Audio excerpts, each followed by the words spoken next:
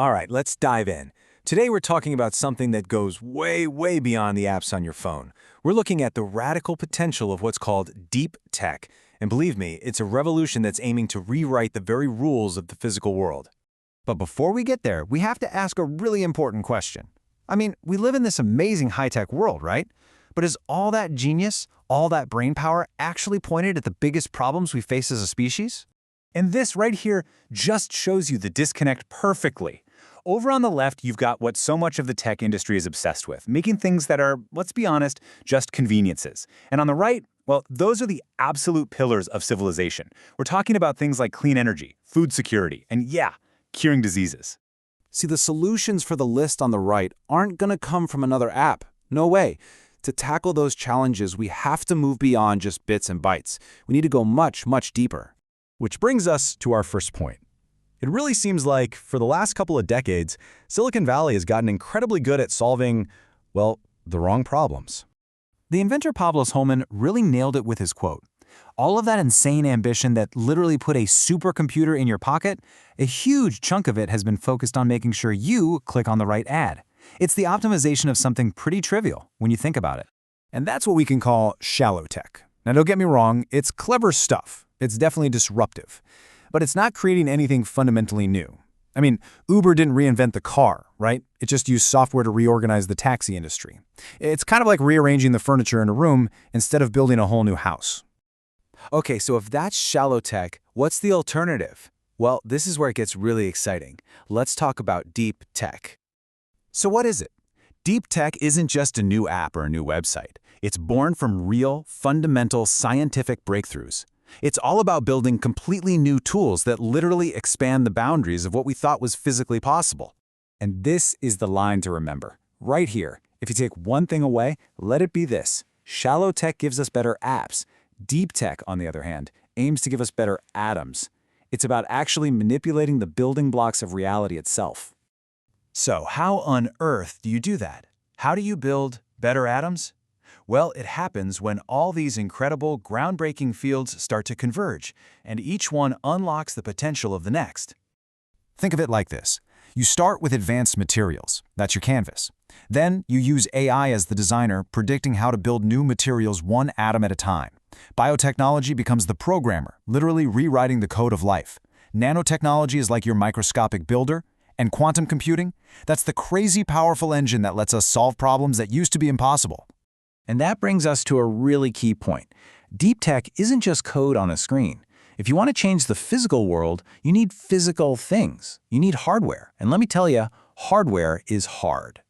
Yeah, there's a reason investors have always been a little scared of hardware. The risk is just so high. And history is, littered with these expensive, spectacular failures. Remember Google Glass? Or, oh man, the Juicero? A $400 machine to squeeze a juice packet you could just squeeze with your hands.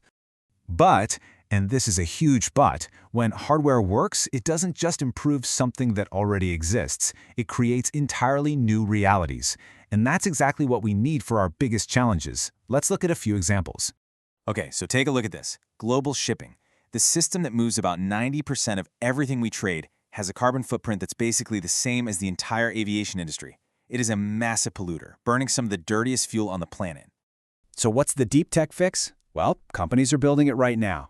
Gigantic, autonomous cargo ships that can sail the oceans using only renewable energy. And this is not sci-fi.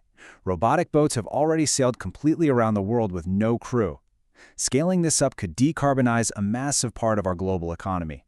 Now let's talk about energy. Just look at the insane energy density here. A single uranium pellet about the size of your fingertip has as much energy as a literal ton of coal. We have this incredible power source, but for a long time we've been too afraid to really use it. Well, deep tech is changing that whole game.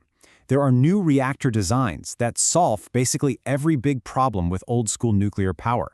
They can run for decades on existing nuclear waste. They can't melt down. It's almost like a slow-burning nuclear candle that literally eats waste for fuel. All right, for our next piece of hardware, here's a riddle for you. How is it possible that a building like the Roman Colosseum is still standing after 2,000 years, but our modern concrete starts falling apart after just 50? The answer is so important, because modern cement production is responsible for a staggering 8 to 13% of all global CO2 emissions. It is an environmental catastrophe that almost nobody ever talks about. Well, researchers at MIT recently rediscovered the Roman secret. It was tiny deposits of lime they mixed into the concrete. So when water seeps into a crack, it hits the lime, which then reacts and expands to seal the crack right back up. They invented self-healing cement, and now companies are making additives to give our concrete that same superpower. Okay, so we've gone from cargo ships to building materials. Now let's turn to the most complex and incredible machine of all, the human body. Because the final frontier for deep tech is hacking our own biology. And the breakthroughs here are they're mind-blowing. First, we're actually learning to read and rewrite our own DNA to fight genetic diseases. Second, we can now target the immune system itself. It's basically like upgrading your body's own internal antivirus software to hunt down cancer. And we're even developing wearables that can stimulate specific nerves to control inflammation, all without a single drug.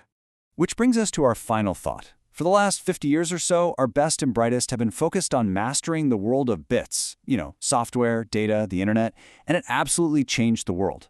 But the challenges we're facing now, they demand something more. So the real question is, after mastering bits, are we finally ready to master atoms?